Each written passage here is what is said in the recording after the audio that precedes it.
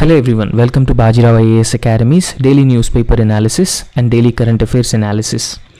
And today we have a set of topics, and all these topics have been given here. You can go through all these topics. And the first topic with which we are going to start this session is about US forces captured Nicolas Maduro, who is the president of Venezuela. So let's understand this because this is in news, and this is also one of the very important topic.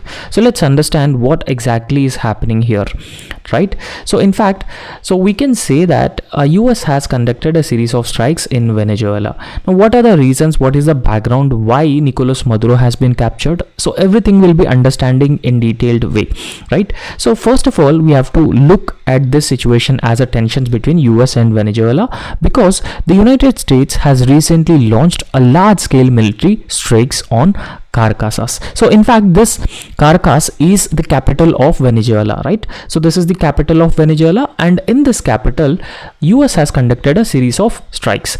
And once they have completed the series of strikes in Venezuela, so they have captured the Venezuelan president Nicolas Maduro and First Lady Claudia Flores as well, right? So now, after this capture of Nicolas Maduro, who is the president of Venezuela, President Donald Trump has justified that action as necessary to dismantle narco-terrorist regime. Now, in fact, Donald Trump very often accusing Nicolas Maduro of supporting narco-terrorism against USA from Venezuela. So because of that reason, US President Donald Trump has justified this action as dismantling of narco-terrorist regime and facilitating political transition in Venezuela, because Nicolas Maduro, who is ruling Venezuela from 2013 onwards, so from that point of time, Nicolas Maduro was ruling Venezuela, and US very often claiming that this Nicolas Maduro is an authoritarian leader, right? So therefore, US has also been looking for a democratic transition in Venezuela. And the other most important reason is that Venezuela is also a very well known for the oil reserves. So USA now, after the capturing of Nicolas Maduro, US would take care of the administration and the oil reserves of Venezuela. So this is what US has indirectly hinted at us. So therefore, this actually marks the most direct US military intervention, because it is very rare from another country capturing the leader of another country. But in this case, US directly captured president of another country in Latin America, and therefore it has a far-reaching geopolitical, legal and economic implications. So therefore, we will be understanding these economic implications, what exactly is going to happen, right? So a brief context, what exactly is happening in Venezuela. So Venezuelan president Nicolas Maduro captured in US military operation. So what happened? So airstrikes were conducted on Caracas. Caracas is capital of Venezuela, and Maduro captured and flown to US. So he was taken to US after he was captured. Now, why US has conducted the series of airstrikes? Why US has captured Nicolas Maduro? Now, in fact, US has been accusing and making allegations against Venezuela and Venezuelan administration under Nicolas Maduro, claiming that they are supporting narco-terrorism against US, and US accusing Nicolas Maduro of narco-terrorism. Now, second thing is that oil control, because Venezuela has world's largest oil reserves. So therefore, the largest oil reserves, and it involves US interests as well, and military on alert and state of emergency has also been imposed, right? So who is in charge of now in Venezuela? Now, in fact, Delcy Rodriguez. So he declared as interim president, and military is on high alert, and there is a state of emergency in Venezuela. Now, what are the global reactions on this? Russia, China, Iran, they condemn US intervention in another country, and it is a direct violation of sovereignty and territorial integrity of another country. UN also called an emergency meeting after US intervention in Venezuelan administration, a capturing of Nicolas Maduro, right? Now, what are the key questions here? The key questions that have to be asked here is further US military actions in Venezuela or any other part of Latin America.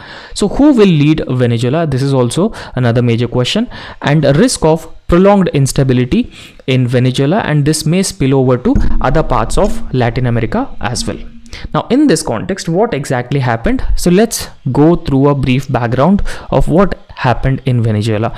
Now, early hours of Saturday, yesterday, a low-flying US aircraft and missiles struck military installations in Caracas. So Caracas is the capital of Venezuela. So therefore, these military strikes have caused power outages across the parts of the capital of Venezuela.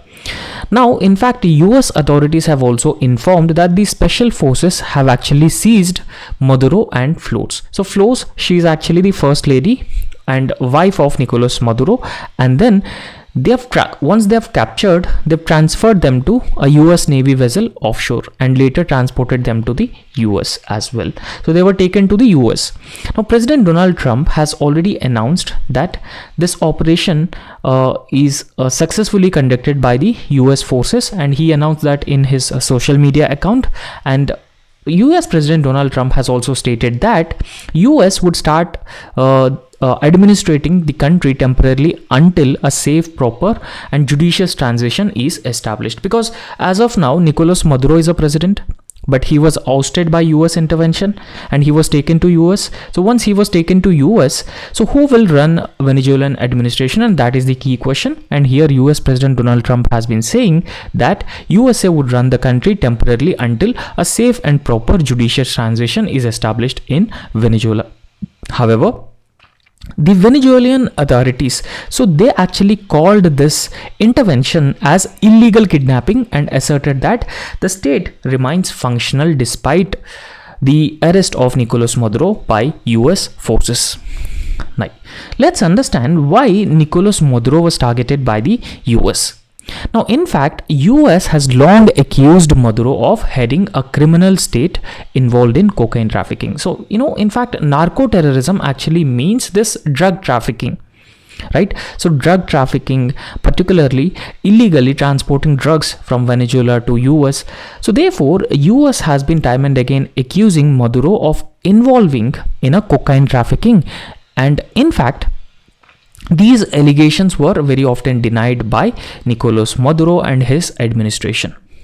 However, US in 2014, US claimed that Venezuela's 2024 presidential election, so those presidential elections were not democratically held, those elections were rigged, and a view that was actually supported by several Western governments and Western countries as well, right? So however, in recent month, US has further intensified pressure on Nicolas Maduro through a number of attempts. For example, expanded economic sanctions on Venezuela that has led to the increased inflation in Venezuela.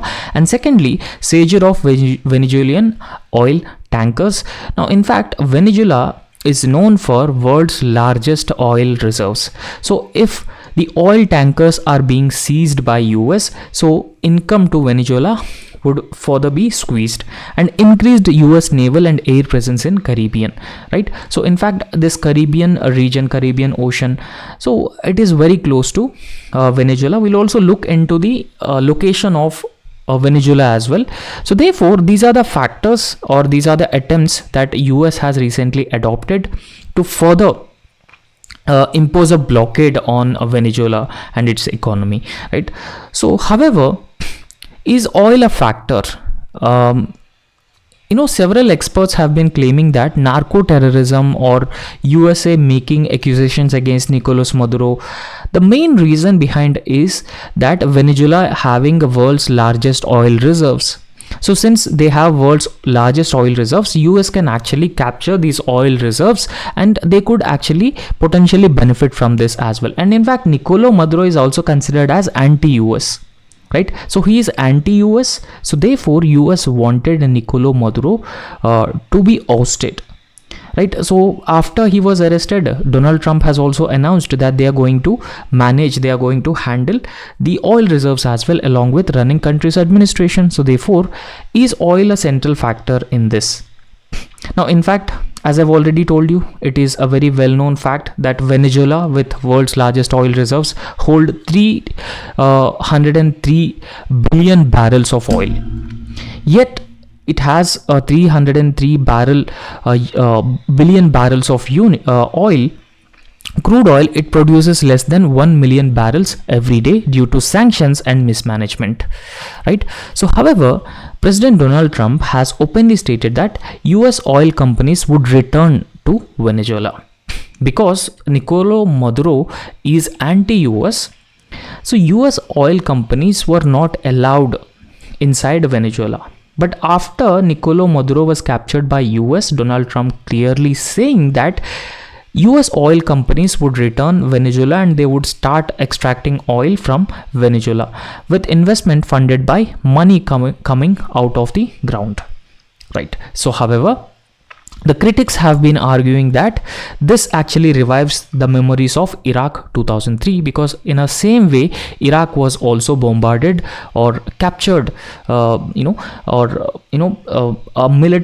militarily Iran was also struck by US in the year 2003, where regime change, energy interest became deeply intertwined. So therefore, it actually reinforces accusations of resource-driven interventionism from US in several other countries as well. So this is the location of Venezuela, right? So this is the location of Venezuela in Latin America or South America, and you could see this is the Caribbean Sea, right? So therefore, now who governs Venezuela? So that is the key question that we have to understand now. Who actually governs Venezuela, right? So in this context, so the situation remains fluid as of now. It is unstable, it is volatile. So Venezuela's Supreme Court named Vice President D. Clay Rodriguez as interim president of Venezuela. So interim president is an individual, is a president for a temporary period of time till a democratically elected government and president is elected, right? So therefore, she has been declared as an interim president while declaring state of external disturbance, right? So therefore, the state of external disturbance has also granted expanded military powers as well, right? Now in this context, the troops and pro-government militia, because there are some militias who are pro-government, who are pro-Nicolas Maduro, so they were actually deployed across Caracas and raising fears of internal instability or even civil strife or civil conflict as well in Venezuela. Because what exactly is this civil conflict? Civil conflict means different groups fighting against each other, different groups having different interests. If they would start fighting against each other, so that is considered as a civil conflict, and there would be some internal instability as well because of all these reasons. However, there are some legal and political questions in this context. What legal questions and political questions are there? And in fact, this operation from US has actually raised some serious international law concerns. What concerns it actually raised? Violation of state sovereignty, particularly UN Charter Article 2 Clause 4, and no UN Security Council mandate and no declared war. So US has not declared war against Venezuela, and US has no UN Security Council mandate to capture Nicolas Maduro or conduct strikes against Venezuela, and in fact it is also a clear violation of state sovereignty and territorial integrity under UN Charter as well, right? So these are some legal and political questions, and in this context, let's understand the global and regional reactions after this incident happened, right? So there are several countries, for example China, Russia, Iran, so they have come up with the statements against US and US actions in Venezuela, and they claim that US actions in Venezuela are illegal and destabilizing in nature. However, so there are several other Latin American countries, and these countries are also expressed their fear, or they actually expressed fear over the regional spillover of this instability, because there is already instability in Venezuela, and this may spill over to other countries within the Latin America. And apart from that, UN Security Secretary General has also called this as a dangerous precedent, and an emergency Security Council meeting was also convened. So this was the response from other parts of the world as well. So therefore, the public opinion inside Venezuela is also divided, because some people who are supporting US actions and some people who are strongly against US actions in Venezuela. So here are some supporters who are supporting Nicolas Maduro against US intervention or US actions. Now let's understand this in a very brief, in a summarized version. So Nicolas Maduro, who is a president of Venezuela, who is ruling Venezuela from 2013. However, he is anti-US. right? So he is anti-US, and the US also don't like Nicolas Maduro. So however, one factor here is that Venezuela is known for world's largest oil reserves. It has 303 billion barrels of oil. So therefore, in this context, US wanted to change Nicolas Maduro as a president of Venezuela, and US also wanted to have a greater say or greater dominance over these oil reserves. So this is what is called as the regime change by US. So the very same thing US has done with respect to Iraq as well in previously in 2003. So therefore, US has been committing for regime change, and apart from that, US will also have access to these world's largest oil reserves. So this is the summarized version, right? So the next very important topic, India's fight against TB, and let's understand this. This is a very important topic. It has been given in the Hindu newspaper. So let's understand the context first before going into the details of tuberculosis in India. Now, first thing is that, so India is one of the country which is worst affected by the tuberculosis. So tuberculosis is a contagious disease caused by a bacteria, and in fact, India is accounting for 27% of the world's TB cases. So 27% of world's TB cases is not a small number. So therefore, India is the worst affected country in the world with the TB. However, so India has launched several programs to combat TB, to prevent TB. For example, National Tuberculosis Elimination Program has been launched, which aimed at reducing the TB incidence in India. However, despite such programs, such schemes such interventions from the government, the TB remains elusive, particularly among the rural people, tribal people, and even migrant populations, because these populations are most vulnerable populations. They don't get adequate health intervention, there is no diagnosis, there is no continuous monitoring or medication support. So because of all these reasons, so these categories of people are most vulnerable people with TB. And apart from that, we should also understand the other thing. TB is a chronic disease. Chronic disease is something which is a long-term disease. So you need to use medication continuously to get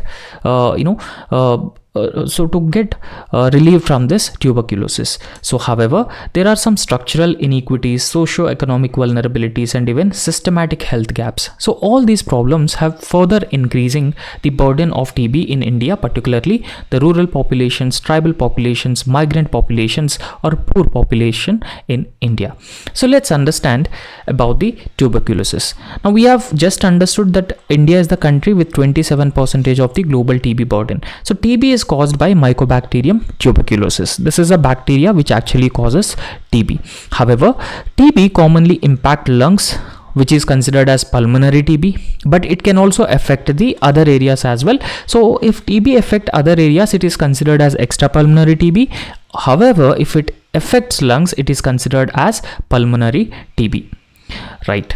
So if any individual who is affected with TB, in the long term, it may cause death for people with HIV. For example, if a person who is affected with HIV and the person is also affected with TB, it may lead to the death of a person, and major factor in antimicrobial resistance as well, because this TB bacterium is also developing the antimicrobial resistance as well. So antimicrobial resistance is actually resistance to the drugs which we are actually using. So that makes the existing drugs ineffective to treat these diseases. Now, what are the major causes of TB? The major causes of TB is the bacteria, which is Mycobacterium tuberculosis, coughing droplets, and even prolonged exposure from a TB patient. Right. So what are the symptoms? The symptoms include these symptoms: fever, night sweats, prolonged cough. So all these are the symptoms of TB disease. Now let's understand the burden of TB among the vulnerable groups. As we have already discussed that there are some groups who are more vulnerable to TB disease, who are tribal people, migrant people, rural poor. So these are the most vulnerable people, because they face a disproportionate exposure and even they have a poor health outcomes as well. Right. Now, in fact, so why addressing the challenges of tuberculosis, these groups actually experience delayed diagnosis, interrupted treatment, and even high risk of drug resistant TB, right? So these are the problems that they actually face, and because of that reason the vulnerability also increases several times. For example, delayed diagnosis actually means that TB diseases have to be recognized at the right point of time, otherwise so this TB disease, it will be very difficult to cure. And then, as I've already told you, that TB is a chronic disease and it requires a long-term treatment. So if you don't get long-term treatment, if treatment is uninterrupted, particularly for these poor sections of the society, it may also cause TB disease and even higher risk of drug resistance. So antimicrobial resistance is also growing for the TB bacteria. So these are all factors have been increasing the vulnerability of certain groups of people. Right now, in this context, let's understand what are the key existing challenges to deal with the TB disease. Right. So the first one is socioeconomic and nutritional vulnerabilities. So we all knew, it is very well known fact that poor people, tribal people, migrant people, so these are the most vulnerable people to TB disease, and any person who is affected with the TB, so that particular person should also need adequate nutrition support as well.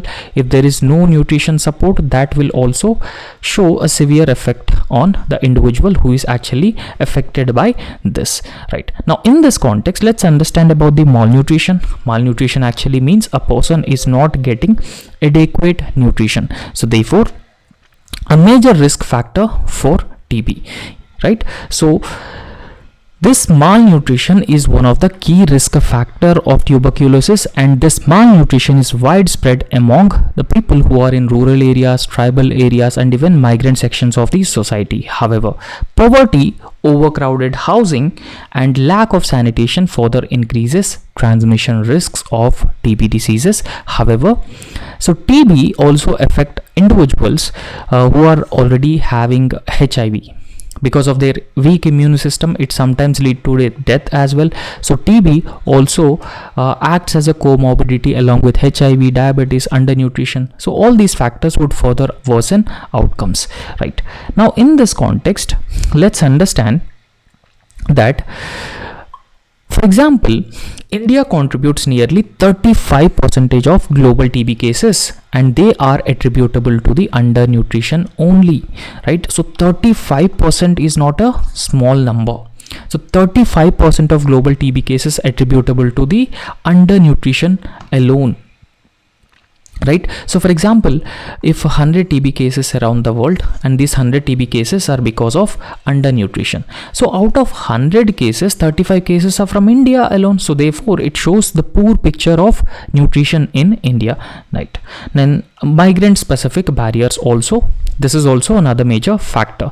Right. So if we talk about the migrant population, so they actually face number of challenges or obstacles. For example, high mobility leading to treatment discontinuation. So remember that this is a chronic disease. Chronic disease means you need to use medication regularly and continuously, and if you stop medication, the TB will not be cured, and in return TB will also develop the antimicrobial resistance. For the migrant populations, it is difficult to get the long-term treatment.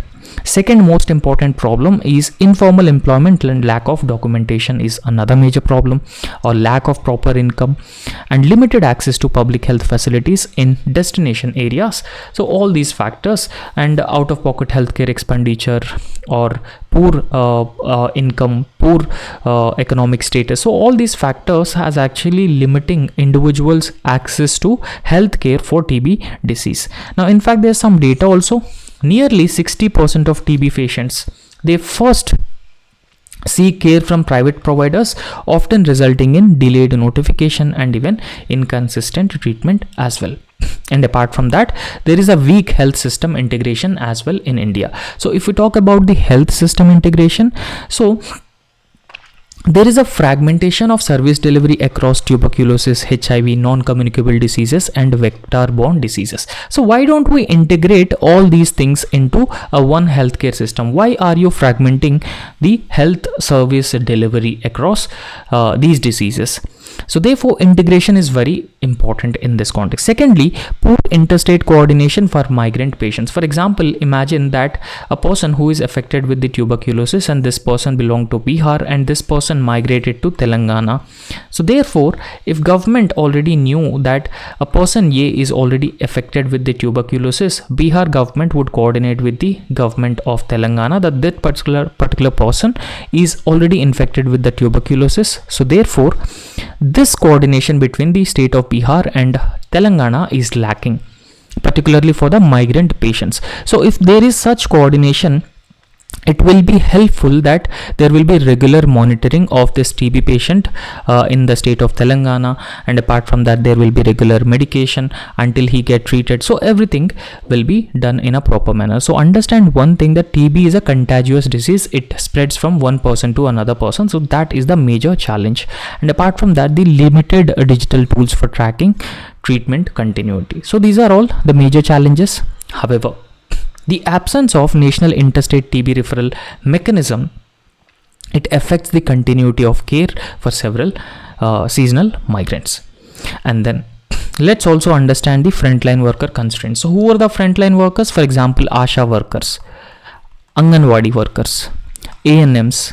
So these are frontline workers. So frontline workers are also facing several constraints. What are the constraints that they have been facing? For example, they are very often having a very high workload and inadequate incentives are being given, lack of travel reimbursement and insurance for them, and inconsistent salaries across the states. So these are the major problems that the frontline workers have been facing. So there is a need to address these constraints so that they can actually play a very, very important role in diagnosis, regular tracking, monitoring of TB patients, and providing them medication in the long term. So all these factors will help substantially reduce the TB burden in India. Right. Now in this context, let's focus on some facts with respect to TB. Now if we talk about that, so 1.6 million deaths in 2021, primarily because of tuberculosis, and TB is the 30th leading cause of death around the world, and India aims to achieve United Nations TB related sustainable development goals by 2025. We have already crossed 2025, but still TB elimination remains elusive, right? So however, the 5 years is ahead of 2025 is 5 years ahead of the global target to end TB epidemic by 2030, right? Now let's understand the way forward as well in this particular context. So what should be the way forward? What needs to be done? So we need to develop an integrated migrant health framework. So that should combine tuberculosis, HIV, and non-communicable disease services. So integration of healthcare service delivery is very important, and there should be public-private partnerships, and these public-private partnerships should be further strengthened, and there should be coordination between the center and state governments, and interstate coordination is also very, very important. And then improve digital health systems for regular tracking, regular monitoring of populations, particularly the migrant laborers, and then establish national post-TB care framework and invest in frontline workers such as ASHA workers, Anganwadi workers. So all these measures have to be taken to deal with TB in a comprehensive, in a holistic manner. However, the government has launched a NICSHI program to eradicate tuberculosis by providing them adequate nutrition, right? So NICSHI Mitras are individuals or group of people who adopt one TB patient for their treatment for a period of 6 months. So who are considered as NICSHI Mitra. However, the provision of free drugs and diagnosis will be provided, and NICSHI Poshan Yojana for nutritional support to the TB patients. So therefore, this program has been launched specifically to deal with the TB patients, provide them free medical care. Right. I hope you have understood this topic, and the next important topic is expansion of concert economy. Let's understand the concert economy, and this is also aligned with the orange economy. So this is also known as orange economy, right? So let's understand what exactly is this orange economy or concert economy. Right. So recently the government has decided to establish live events development cell, which is also known as LEDC. Now, in fact, the LEDC aimed to boost India's concert economy or orange economy. Now, let's understand the context very briefly before going into this topic. So, therefore, the Live Events Development Council has been established in recognition of the growing economic and cultural significance of the live entertainment. For example, what exactly are these concerts or live entertainment? For example, in cities, in urban areas, there are very often concerts are being held, right? So therefore, the Ministry of Information and Broadcasting has established the Live Events Development Cell. So this is in recognition of economic and cultural significance or importance of the concerts which are being carried out across different parts of India. So therefore, it will aid the expansion of India's overall concert economy and their contribution for employment, their economic contribution and their cultural contribution as well. So therefore, this particular initiative aimed to boost employment, tourism, investment and even the cultural outreach as well. Right? So this is also known as the creative economy, and it further strengthens India's soft power as well through art and culture. Right, so this is the objective of supporting or establishing the development council.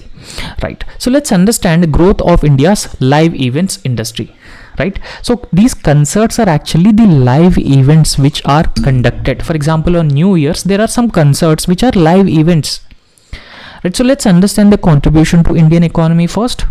If you look at the contribution, they are actually valued at 20,861 crore in the financial year 2024.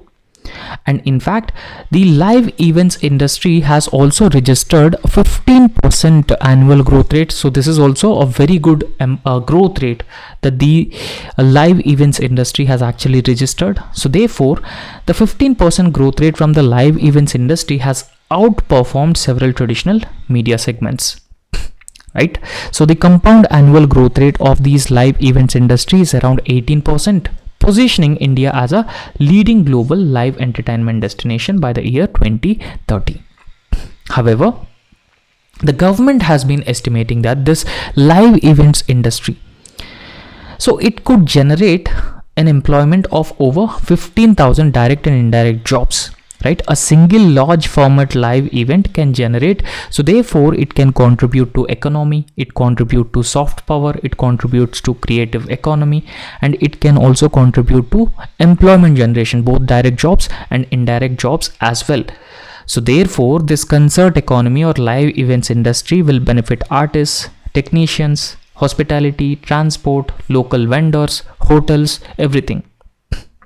Right, so let's understand the role and structure of the Live Events Development Council. So this was constituted in July 2025. The Live Events Development Council, it functions as single window facilitation mechanism for the live events ecosystem. So therefore, the Live Events Development Council will bring together both center plus state governments, and it also brings together the industry associations and event companies, music rights societies and stakeholders. So therefore, essentially the Live Events Development Council will bring together all these important stakeholders. So it will also contribute significantly to India's economic growth as well. Right, now in fact, in 2025, Waves Summit was held in India. So this Waves Summit was reiterating India's creative economy, and this creative economy is actually have the potential of $50 billion in India. Now what exactly is a creative economy?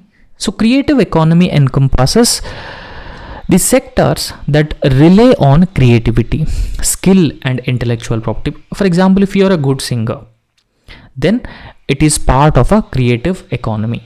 If you are a good dancer, you can organize a live dance event. So this is a creative economy. So therefore, creative economy actually encompasses the sectors that actually rely on creativity, skill and intellectual property. For example, if we talk about the cultural creative economy, it includes music, films, dance and crafts, and advertising, fashion, design and digital creative. So this is everything is part of the creative economy. Now, creative economy can contribute to India's GDP. It can contribute to employment opportunities, both direct employment, indirect employment, and it can also contribute to the soft power of India, orange economy of India.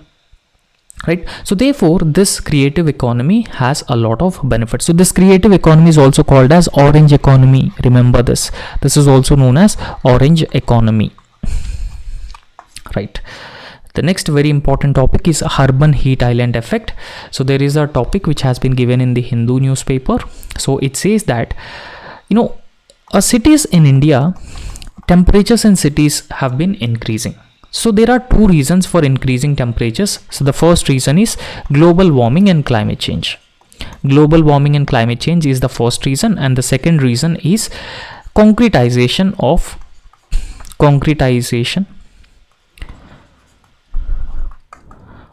urban areas.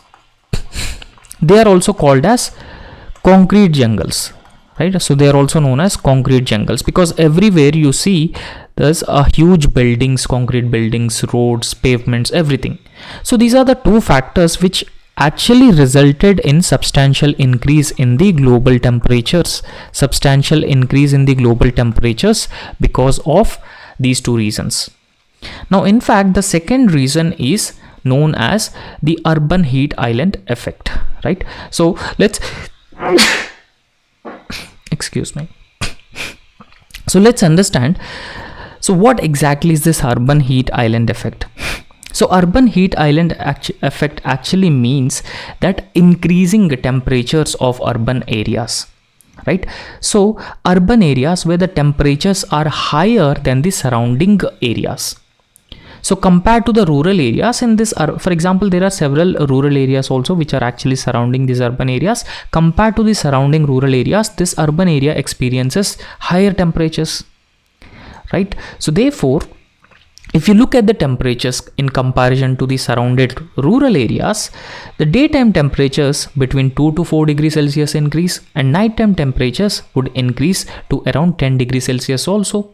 Now, what are the key factors of increasing temperatures of urban areas? The key factors are heat absorbing buildings, pavements, concrete, pavements or roads. So they actually absorb the heat. So this is the factor. And lack of vegetation, lack of forests, lack of green spaces, and city geometry, and heat generating human activities, for example, industries, vehicular emissions. So all these factors have been the major contributors of urban heat island effect. So it is also associated with the health effects as well. However, so a study have been showing that if you can increase the urban spaces, so you can, urban green spaces. Urban green spaces means if you can increase the forests in the urban areas, if you can plant more trees in the urban areas, they can actually offset the impact of climate change and urban heat island effect, and they could help substantially reduce the urban temperatures. So I hope you have understood what exactly is a urban heat island effect. So that's all for today, and thank you so much.